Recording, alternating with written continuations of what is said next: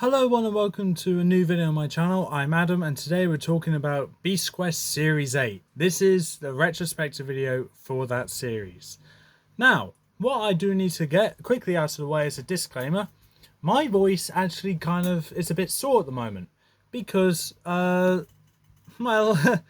I just finished talking about Series 7 retrospective, and as if you watched that video before this one, then you would know that I got a bit too excited talking about that series, to the point where I had to try and control my energy by clapping repeatedly, trying to control myself and contain the hyperactivity.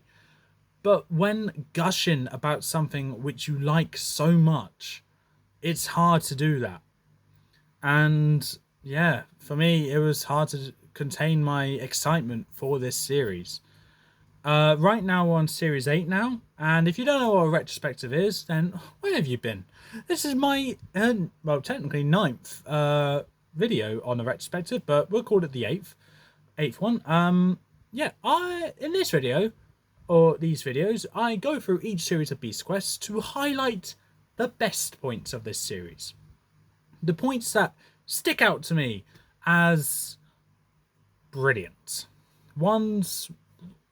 Points where I talk about my likeness for each book, the positives, as you will, what makes them special. I do gloss over the negatives. I do mention negatives. I don't think I don't. And yeah, with Series 7 out of the way, I am now on Series 8. That's not a negative at all. That's not me saying I don't like Series 8. I do like Series 8. But compared to Series 7, which is so high in my regard, we go down to Series 8. Yeah, and I mean down. No, it's better than Series 6, but not as good as Series 5, in my opinion. And that's on the story and beast perspective. But really, though, for Series 8, I do hold in quite good regard, I guess, but not as good as Series 7. For me, Series 8 is the ending of a quadrilogy of seasons, being Series 5, 6, and 7, and 8. And I would say it ended on a good note, really. Series 8, The Pirate King, I'm of course talking about. So, what makes The Pirate King a good series? For me, the story is the weakest of the quadrilogy of seasons. And what I mean by that is that for Series 5, we know the story. Series 6, we know that story as well. Series 8, we know that story. There were stakes. And Series 8... Oh, Series 7, sorry. But in Series 8, I know the story, but it just seemed a bit coincidental. Where the Tree of Beans suddenly came into light. And we find out there's a portal to get loved ones back. And I was like, hold on. Where did this come from? It just seemed a bit situational, let's say. Convenient, rather. You then had the introduction of Sanpeo the Pirate King, who, yeah, I kind of like as a villain, but ultimately, he's alright. Being honest, he's not that impressive, but we'll get to him later. And his demise. But for what it is, so Series 8 is a good introduction to Sanpeo. It does have Tom try to complete the quest without the use of his jeweled belt. But other than that, that's pretty much all that I could say about the story. It has a very coincidental plot device being the Tree of Bean. And Tom just goes around the entire kingdom to defeat beasts and get to the Tree of Bean before Sanpeo does. That's it. Well, a fall from grace. But that's just the story perspective. And I do understand why people are not a big fan of this series because of the story being a bit situational compared to the bittersweet ending from Series 7. But then we go on to the beasts, who I will introduce one by one. We have Balisk the Water Snake, Coron Jaws of Death, Hexen the Body Snatcher, Torno the Hurricane Dragon, Cronus the Clawed Menace, and Bloodbore the Buried Doom. So really, with the story, it's okay. It's just okay. But for the beasts, honestly, this might be the strongest batch of beasts there are. And yeah, I would say that I like some of these beasts. I wouldn't say I like all of them. But the beasts here, they're all solid in their own way. Like, even my least favourite, I would say, is a good beast. But they're more consistent, I guess. Because even my favourite of this series, I would say, is great. I wouldn't say fantastic, I'll just say great. And underrated. But that's just biased me talking. But what got me hooked onto this series was the beasts. Literally judging the book by its cover here. And yeah, the beasts are the highlight of this series, making it not a forgettable series. But then if you take away the beasts, you just have a bit of a convenient plot device that you're chasing around a kingdom trying to beat a pirate. It doesn't work. And the beast saves it from being such a bad series. But ultimately though, if we ignore the story and actually talk about each beast, I can highlight positives for each beast. Some more than others. And yeah, I'm just going to give a disclaimer. Don't be surprised this is a short video. Because there's not really much to talk about regarding some of these beasts. But we're going to start things off with Balisk the Water Snake. Now, in my opinion, Balisk is actually a very good starter and quite underrated at that. For me, I hold Balisk in high regard because of his performance in Battle of the Beasts. I will mention this tournament a lot because this is a tournament that I host. But in the Old Generation tournament, Balisk made it quite far, more further than I was expecting him to. And in the All Generation tournament, he made it relatively far as well. Yeah, he didn't make it into the top 10, definitely not top 10. And I don't think the top 20 either. But he made it far enough to where I'm like, yeah, he did me proud. I'll deliver that. I'll take it. Yeah, Balisk was good. Ultimately, though, Balisk is regarded by Sampaio as his weakest beast. I personally don't see that. Because if you have a beast which is quite an agile swimmer, can beat Sepron relatively easily, and not just the tournament, by the way, and can also split into two with the second one actually flying, how is that the weakest? Yeah, I think my problem with this beast actually comes from what Sampaio said about this beast, saying it's his weakest. Because I don't believe Balisk is the weakest. I believe Balisk is actually one of the stronger ones. And that's because of relatively simple abilities, but being able to split into two and be a conqueror of the sea and air, I would say that's great. Because who needs land, right? Who needs the land? Land is overrated.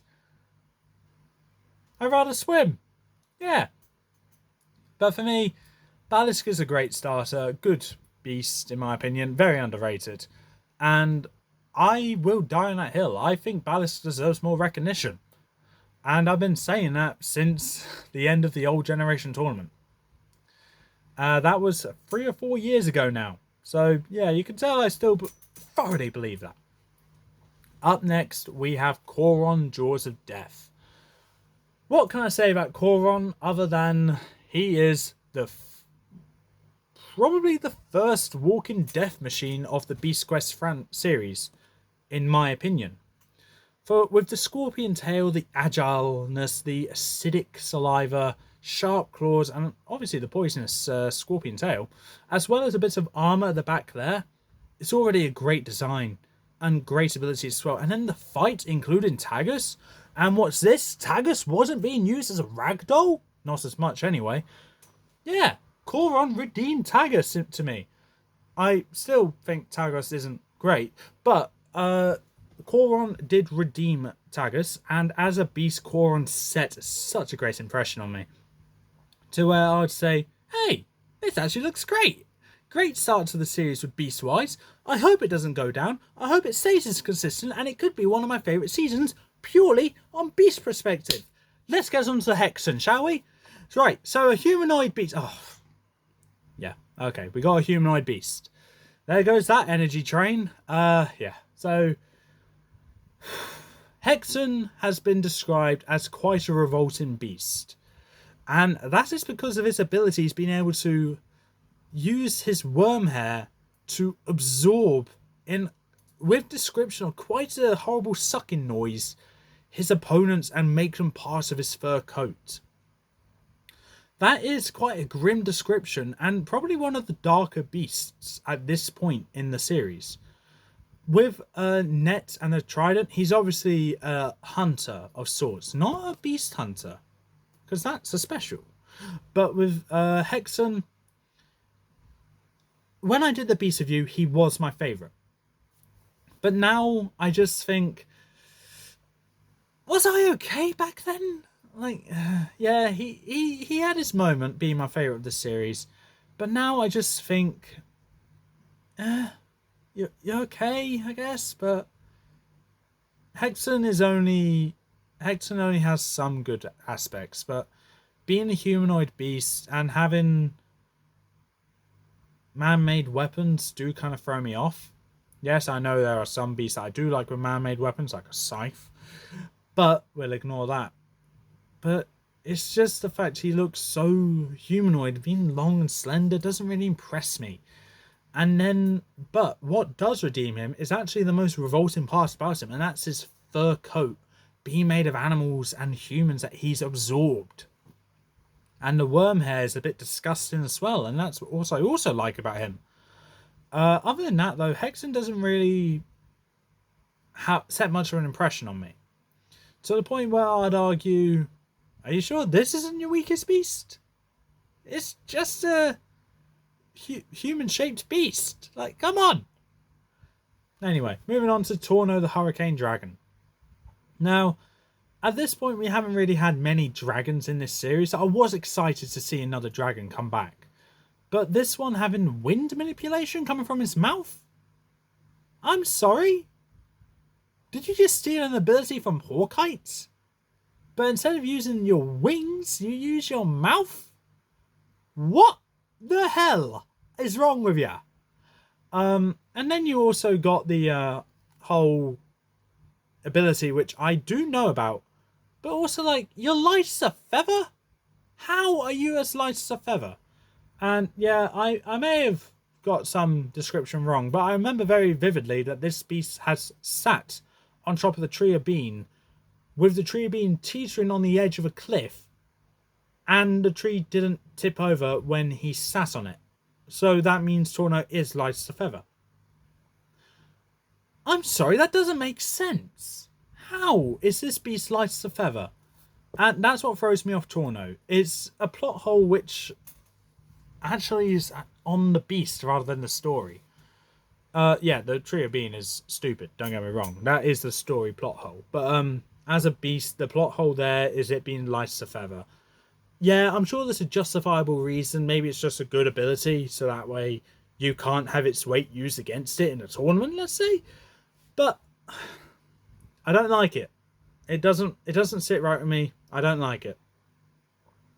But being able to shoot hurricanes from your mouth, okay, I'll give you that. That is kind of cool. But, like, you could have used your wings to that, and then you could have breathed fire.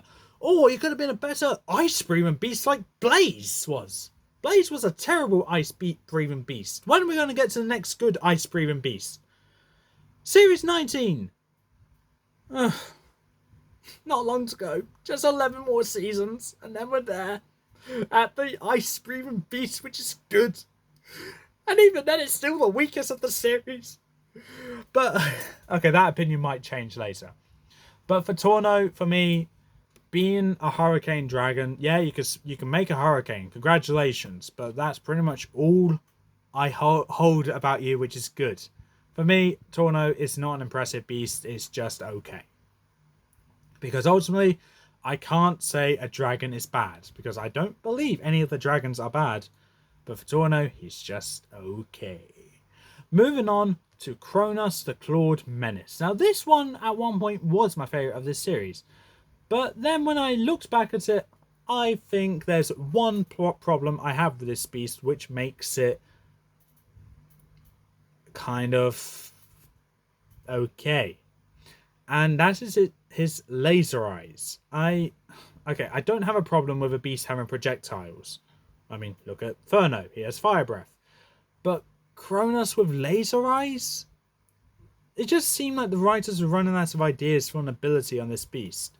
At this point, most of the beasts that were coming in had a unique ability to them, which we haven't seen before. And being at Series 8 and 47 books in with Kronos, you would be running low on abilities. But come on, laser eyes? Come on. I'm not a big fan of those laser eyes. And yes, I utilized them in the Battle of the Beasts tournaments I do, but really, I don't enjoy using them because it just seems a bit situational. Like, come on, laser eyes, bit overpowered, not very medieval for the vibe that it's trying to give. I'm not a big fan of laser eyes, but other than that, Kronos is a solid eagle beast.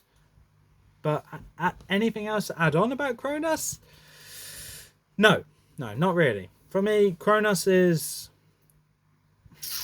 I'd argue, technically the strongest beast of this series. And that's because of multiple aspects. But the laser eyes do help, but that doesn't mean I like it. He also seems to be the most intimidating of all the beasts of this series, but I'd rather be more intimidated by Choron than Kronos. That's just my opinion. But yeah, this is kind of a negative retrospective video, but there are positives for each beast. But right now, we started off with Balisk and Choron. Great starts for a beast. And then we go to Hexen, then Torno. Kronos is a bit higher than Torno, but there's a glaring problem for Kronos. And these beasts are just like, okay.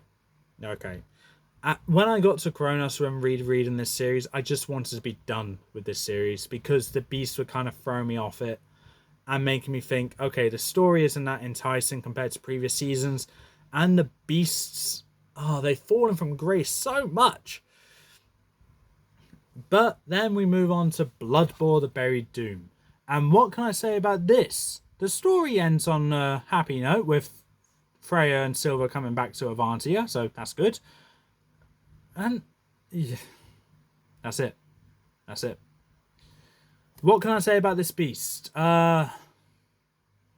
It's alright, I guess. One of the most intelligent beasts, don't get me wrong. One of the strongest physically beasts. But that's all Bloodboar has going for him. I do kind of like how Bloodboar was defeated with the whole armor being flipped off him kind of thing. And then after that, it's just a regular pig, which was taken down quite easily. So he was established to be this looming threat. But then that's it. After that, we're done. We're done with Bloodboar. Bloodboar dies relatively easy, and you got a couple more chapters where Sampaio gets defeated, and Malvel comes back and instantly runs away. What happened there? I don't know. I don't know. This story was all over the place to me. Rereading this, yeah, all over the place. I do understand why Lucas has this series relatively low with his series rankings.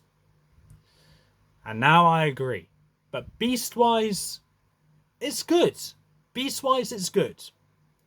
And yes, I'm fully aware I may have gone a bit negative with this retrospective on Beast perspective, but come on. Compared to Series 7, these beasts are not great. But I do have a good thing to say about each one, including Torno. But yeah, we'll get to them as I do the ranking. But right now,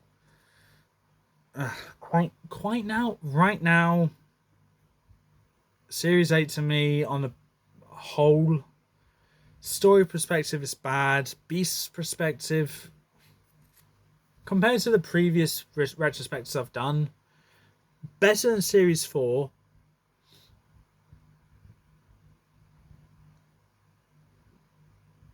Better than Series 6.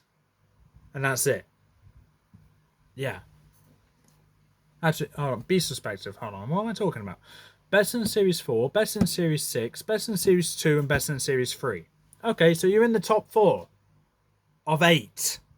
Not... Okay, you made it halfway. Congratulations. And you still have some weak points. Yeah, I mean, the only reason why Series 8 is better than the seasons I just mentioned, where it's better than, beast-wise, is because Series 6 starts off relatively weak with the beasts, with Komodo being alright, but then it goes to Muro, and then it's just middle of the road with Fang and Merc, and then you got Terra, which isn't great. And ends on a high, don't get me wrong. Very high. Vespic, come on. Then you got Series 2. You got Zephyr, big animal. Claw, big animal. Soldier, fantastic. Vipero, two-headed animal. Arachnid, big animal. Trillion, three-headed animal. Okay. Season 3. Okay, mythological creatures. We got a Minotaur, a Pegasus, a Hydra, a Gorgon Hound, a mammoth. A mammoth. That's not a mythological creature. It's just extinct. A Scorpion Man, who I was told about what the link is, but I can't remember. But yeah, okay, you're better than that because these beasts are actually imposing and intimidating, unlike Series 3. I wouldn't say Series 3 isn't intimidating, but I'd just say Series 8's better, in my opinion, with stronger beasts. Series 4, Malvol's strongest beasts. Yeah, I have faith that even Torno can defeat every single beast from Series 4 without hurricane powers. Yeah. Strongest beasts, eh? No, nowhere near. But for me, Series 8, good beasts, bad story. And yeah, that's why I do say that Series 8 is a good series. But I stress so much because it's just the beasts. And yeah, my least favourite is Torno the Hurricane Dragon. We're on to the ranking now. My opinion, of course. But Torno the Hurricane Dragon being my least favourite, I do understand why some people like it. However, for me, that plot hole about him being light as a feather, apparently, being able to sit on the tree of being, which is on the edge of a cliff, and it doesn't fall. How? I don't know how it works. But he is my least favourite. Probably will stay there.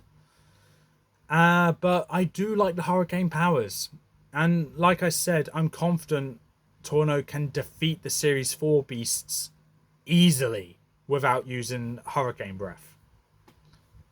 Yeah, that's all I can really say about Torno.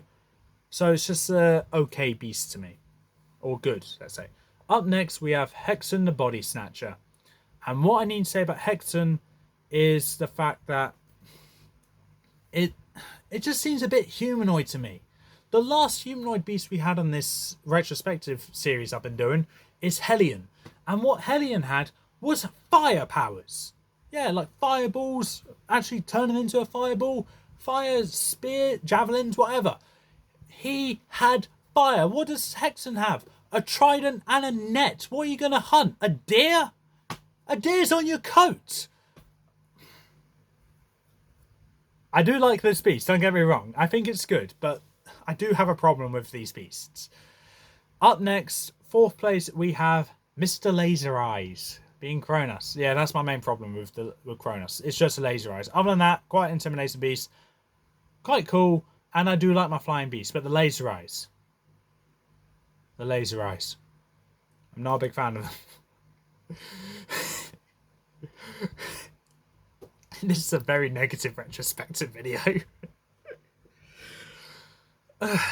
Okay, if you don't have a great story and you have half of your series of beasts having something which I have a problem with regarding it, then it's going to be a negative retrospective video. I think I'm going to need to ditch the whole idea where I highlight all the positives and gloss over the negatives, because this one I'm just highlighting the negatives and glossing over the positives. I'll get to the positives soon, but first I got to talk about Bloodborne Berry Doom. Right, so this one is only third place because it's a good finale. And what I mean by that is that, yeah, it is fighting in the city like Stealth was. It's a big imposing brute like let's say well, actually there's no other finale beast I can compare it to. Maybe Trillion, but yeah, the battles in the city like Stealth and Sting and Vespic. How can I forget about her? And also Carnivora. And it's a big imposing brute like Trillion, which is hard to hit. But once his armor's gone, it's just a regular animal, just a big one. I mean, yeah, Blood Boar is established to be one of the most intelligent beasts there are, as well as one of the most powerful, with 350 power, I believe. But you kind of went down a bit easily. And for finale beasts to go down quite easily just to end the main story, it's an insult to a beast reviewer such as myself. And really, I hold all of these four as the worst of Series 8 right now, and being classed as just good beasts. None of them are great. Now on to the top two. The highlights of Series 8 and the start of Series 8. So as soon as you're done with the second book, it's downhill from here. But second place for me is Coron Jaws of Death. And whilst I believe Coron is probably the best beast of this series, the only reason why he's not my favourite is because my favourite is what he is, because I feel like I've been constantly defending him since the OG tournament ended. But Coron, for me, has always been a high regarded beast in the Beast Quest community, with great abilities and people actually liking Coron for multitude of reasons. So yeah, Coron deserves the praise that he gets and is, to many people, the lone shining star of Series 8. And you know what? I agree. You're sharing a Balisk though, Coron. To me, Coron is sharing that shining star spot with Balisk. So not so lone anymore, are you? But for me, Balisk is my favourite, and that's because I feel like ever since the end of the OG tournament, I've been doing nothing but defending this beast. Because I've seen so much hate get thrown towards this beast. And quite frankly, Balisk does not deserve it. Balisk is a fantastic beast, very strong in his own right. Never going to win a tournament. Well, okay, we can't say that. But has never won a tournament, never made it into the final 10, let's say, but has made it quite close. To the point where I would argue that, yeah, like, you're not a strong beast. You're not the strongest, but versatile. Being able to be a conqueror of two terrains that isn't the land at all, but being able to attack the land whilst flying, I would say Balisk does deserve recognition for that. And for me, that's what I like about Balisk, because of the splitting ability, but also that pretty much every part of him is dangerous. Sharp tail, coils around his entire body, and of course the sharp fins he has, as well as sharp, intimidating teeth. Fantastic. I think what could have made Balisk better is, like with Coron, give him an acid ability, an acid related ability. But then that would have been a bit too much. But for me, Balisk is the best of the series, not because it's the best beast, but because I continue to defend this beast because it gets so much unnecessary hate. I have not seen a hate comment on Balisk on my channel, and I'm hoping to keep it that way. But I have seen negative reviews on Balisk, and if by chance any of the people that leave negative reviews on Balisk is watching the video, I respect your opinion, but I humbly disagree. But with that, that wraps up the Series 8 retrospective video with quite a lot of negatives said about this series, I will be honest. And that's because the Beast-wise is good, and story-wise it's not good. It's just bad to okay. The Tree of Being just seems a bit situational to me, and there's just plot holes in One Beast in particular, and then others just have something which throw me off it.